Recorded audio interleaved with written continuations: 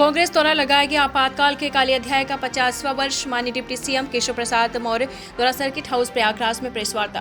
यादव जी भी जब सब लोग उस आंदोलन का हिस्सा थे, लेकिन आज वो कांग्रेस की गोद में बैठ गया। वो कांग्रेस की गोद में बैठ गया, वह कांग्रेस की तरह ही हो गया। लोकतंत्र की हत्या करने वाली, इस देश में इमरजेंसी लगाने वाली कांग्रेस पार्टी के साथ जो खड़ा है उसे कांग्रेस समझते हैं। इसलिए मैं तो आप सबके माध्यम से यही अपील करूंगा कि कांग्रेस मुक्त भारत और सपा मुक्त उत्तर प्रदेश बसपा है, लेकिन सपा बसपा में बोल नहीं रहा हूँ, सपा मुक्त उत्तर प्रदेश यह बनाने का समय आ गया। और यह भी मैं आज यहाँ पर कहना चाहूंगा कि 2024 के लोकसभा चुनाव में संविधान के हथियारों के साथ समाजवादी पार्टी ने गठबंधन किया और संविधान की किताब लेकर के कांग्रेस के वर्तमान जो अस्थायी अध्यक्ष उनको मैं कहता हूँ नेता प्रतिपक्ष को, वो संविधान की किताब लेकर के भारतीय जनता पार्टी अगर फिर से सरकार बना लेगी तो संविधान को खत्म कर देगी। दुष्प्रचार किया, वह दुष्प्रचार संविधान को बचाने का नहीं था, गांधी परिवार को पुनः सत्ता में स्थापित करने का। लेकिन देश की जनता बहुत समझदार है।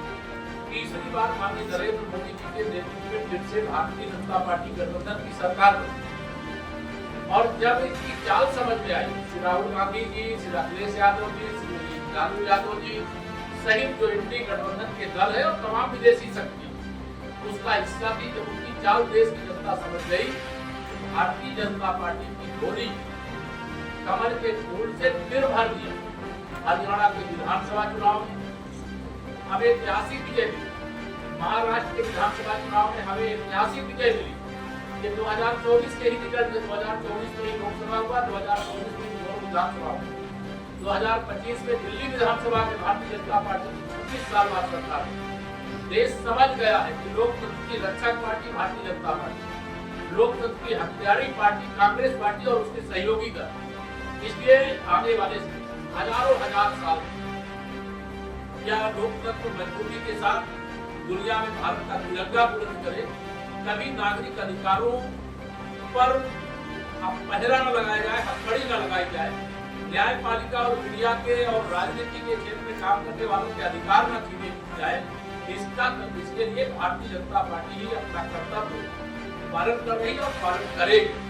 और मैं यही कहूंगा कि कांग्रेस और उनके जो इंडी गठबंधन के लोगों को उखाड़ में 2027 जैसे 2024 लोकसभा चुनाव के बाद हरियाणा जीते, महाराष्ट्र जीते, दिल्ली जीते, अभी बिहार जीतने जा रहे हैं और उत्तर प्रदेश में भी 2027 में 2017 दोहराएंगे।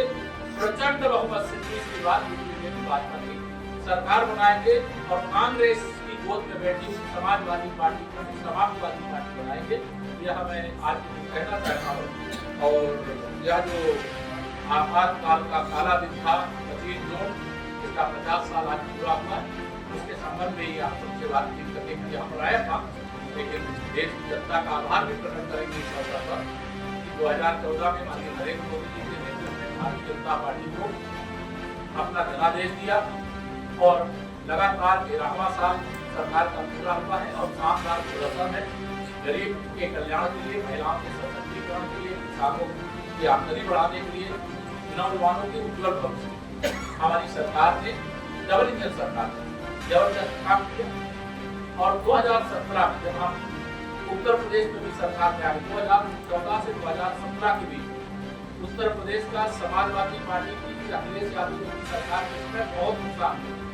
लेकिन 2017 से जब हमारी डबल इंजन सरकार बन गई, उत्तर प्रदेश विकास के रास्ते पर इतनी तेजी से आगे बढ़ा कि आज देश की अनेक योजनाओं में उत्तर प्रदेश नंबर 1 पे स्थान पर। हमारे यहाँ सड़क, बिजली, पानी, स्वास्थ्य सुविधा, सुरक्षा व्यवस्था, कानून व्यवस्था, सब कुछ बहुत दुरुस्त हुआ। पहले अपराधी से पुलिस डरती और आज पुलिस से अपराधी को डरना चाहिए, तो आज वो अपराधी डर रहा है।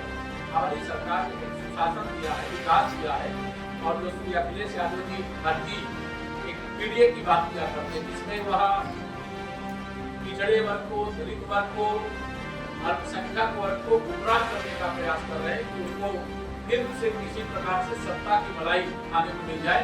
लेकिन उनका 2012 से 2017 का इतिहास इतना कलंकित इतिहास है, इतना उत्तर प्रदेश को बर्बाद करने वाला इतिहास है कि उस इतिहास को जनता न भूली है और न भूलेगी और न हम लोग भूलने देंगे। इसलिए समाजवादी पार्टी के विदाई का वर्ष होगा 2027 और उत्तर प्रदेश से समाजवादी पार्टी की गुंडा गर्दी से, अपराध से, माफियागिरी से, दंगागर्दी से पूरी तरह से मुक्ति पाने का रास्ता यही कि समाजवादी पार्टी साफ है, क्योंकि यह कांग्रेस के सामने।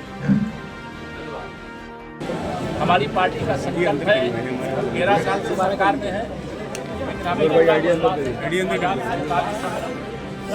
उसके बाद भी सरकार में हमारी पार्टी रहेगी और विकसित भारत बनाने का काम करेगी और आने वाले हजारों वर्ष तक लोकतंत्र को इतना मजबूत करेंगे, संविधान को इतना मजबूत करेंगे कि कभी इस देश में फिर से लोकतंत्र को बंधक बनाने का प्रयास कोई भी तानाशाही मानसिकता की कांग्रेस जैसी पार्टी न करने पावे। इसका मतलब कांग्रेस ने आरोप लगाया, उन्होंने कहा कि अघोषित आपातकाल पिछले 11 सालों से चल रहा है। जो भ्रष्टाचार करते थे, जो आतंकवाद को आयातित करते थे, जो नक्सलवाद को इस देश में बढ़ाए, जिन लोगों ने सत्ता का दुरुपयोग करके सारे नागरिक अधिकार, न्यायपालिका के अधिकार, मीडिया की स्वतंत्रता को छीनने का प्रयास किया, उनके मुंह से यह बात शोभा नहीं देती। लोकतंत्र भारत का मजबूत था, मजबूत है, मजबूत रहेगा और माननीय नरेंद्र मोदी जी के नेतृत्व में भारत का लोकतंत्र मजबूत हुआ है।